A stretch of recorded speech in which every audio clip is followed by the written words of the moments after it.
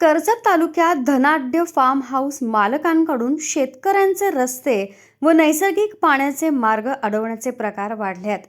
गौळवाडी येथील शेतकरी बालकृष्ण गणपत करपे यांच्या सर्वे नंबर 53/9 व 53/11 लगतच्या बेकायदेशीर कुंपणामुळे शेतातील पाण्याचा निचरा बंद होऊन भात लावणीच्या हंगामात संपूर्ण शेत पाण्याखाली गेलंय।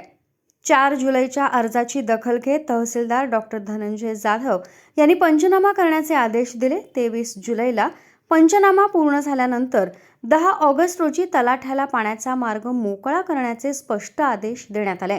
मात्र अनेक दिवस उलटूनही आदेशाची अंमलबजावणी झालेली नाही। तहसीलदारांच्या आदेशाला केराची टोपली दाखवणाऱ्या संबंधित तलाठ्यावर कारवाई होऊन शेतकरी बालकृष्ण करपे यांना न्याय मिळणार का याकडे आता कर्जत तालुक्याचं लक्ष लागलंय। मी हरिचंद्र बालकृष्ण करपे आणि हे माझे वडील बालकृष्ण गणपत करपे मोजे गौळवाडी तालुका कर्जत जिल्हा रायगड येथील रहिवासी असून आमचा सर्वे नंबर 53/9 आणि 53/11 ही भाषेती आहे। आपण पाहू शकता दिनांक 7 जुलै 2026 रोजी बालकृष्ण गणपत करपे यांनी तहसीलदार कर्जत साहेब यांच्याकडे शेतातील पाणी समोरच्या रिसॉर्टवाल्यांनी बंद केले आहे। त्यामुळे भाषेतीचं मोठ्या प्रमाणात नुकसान होतं, राब मेलेला आहे। हे संबंधित तहसीलदारांना अर्जाद्वारे व फोटोद्वारे आपल्याला बघू शकता, फोटो स्वतः तिथे दाखवलेले आहेत।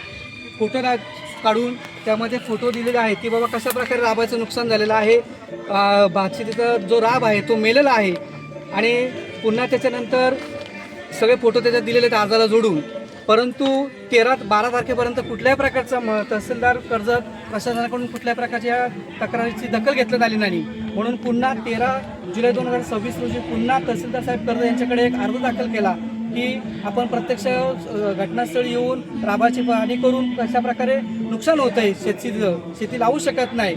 त्यानंतर 19 जुलै रोजी मंडळाधिकारी कशळे शेट्ट्यानं या ठिकाणी प्रत्यक्ष भेट देऊन पाहणी केली शेताची की पाणी तापलेलं आहे, राब मेलेला आहे आणि तसा पंचनामा ते करून या ठिकाणून 19 तारखेला गेलेले आहेत। परंतु पंचनामा होऊनही आज 17 ऑगस्ट उजाडलेला आहे, तरी आज तागायत कुठलाही तहसीलदार साहेब कर्जत व यांच्या प्रशासनावर कुठल्या प्रकारचा न्याय आम्हाला शेतकऱ्यांना मिळाला नाही आहे। आम्ही शेती लावू शकत नाही, शेतीचं मोठ्या प्रमाणात नुकसान केलेलं आहे, तरी प्रशासनाने याच्यावर कुठल्याही प्रकारची दखल घेतली नाही।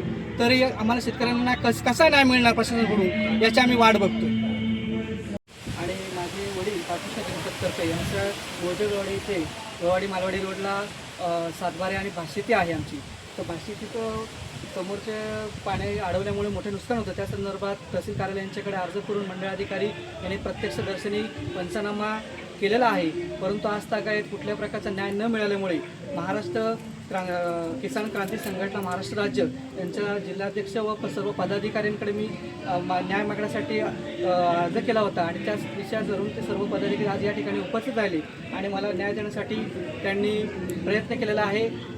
त्यासाठी त्यांच्याकडे मी न्यायाचा हक्क मागत आहे आणि ते प्रत्यक्ष येऊन या ठिकाणी समोरचे जे ग्राहक आहेत त्यांनासुद्धा संपर्क साधून 2 दिवसात हा निर्णय त्यांना घ्यायला सांगितलेला आहे। मी शेतकरीवर होणारा अन्याय आणि या किसान क्रांती संघटनेचे केलेल्या आमच्या शेतकऱ्याची घेतलेली दखल यासाठी या सर्व पदाधिकाऱ्यांचं मनापासून धन्यवाद देतो आणि आभार मानतो। रोजी मालेवाडी या ठिकाणी आम्ही गौळवाडी मालेवाडी या ठिकाणी एका आमच्या शेतकऱ्याचं शेतीचं नुकसान पाणी अडवून केल्यामुळे होत आहे, तरी सदरच्या फार्म हाऊसवाल्याकडं घाग या व्यक्तींकडं आम्ही अशी मागणी केलेली आहे की सदर शेतकऱ्याचं नुकसान हे पाणी अडवून होत असल्यामुळे तुम्ही तो मार्ग मोकळा करून शेतकऱ्याचं नुकसान वाचवावं अशी आम्ही त्यांना विनंती केलेली आहे। त्या अनुषंगाने आम्ही त्यांना 2 दिवसाची मुदत दिलेली आहे। 2 दिवसामध्ये योग्य ती कारवाई न केल्यास आम्ही किसान क्रांती संघटना, मी प्रवक्ता म्हणून सुरेश खानविलकर आणि माझे सहकारी सगळे, त्याबरोबर आमचे पत्रकार माळी, तसेच जिल्हाध्यक्ष भरत राणे, तसंच तालुका अध्यक्ष आमचे शरद तवळे आणि शेतकरी आणि आमचे इतर सहकारी या ठिकाणी उपस्थित आहोत। तर समंजसपणे या शेतकऱ्यांना जर न्याय दिला नाही तर आम्ही किसान क्रांती संघटनेच्या वतीने निश्चितपणे मोठे आंदोलन करू। याची जबाबदारी सर्व घाग या फार्म हाऊसवाल्यावर असेल।